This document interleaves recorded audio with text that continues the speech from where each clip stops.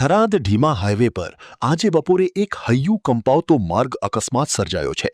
કૃષિ યુનિવર્સિટી નજીક સરકારી એસટી બસ અને બાઇક વચ્ચે જોરદાર ટક્કર થતાં એક મહિલાનું ઘટના સ્થળે જ કરુણ મોત નીપજ્યું છે।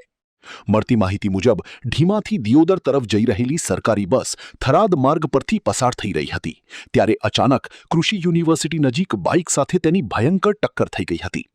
આ અકસ્માતમાં બાઇક પર સવાર ચોથા નેસડા ગામની જશીબેન હીરાભાઈ વાલ્મીકી ગંભીર રીતે ઘાયલ થયા હતા અને તેમણે ઘટના સ્થળે જ અંતિમ શ્વાસ લીધા હતા।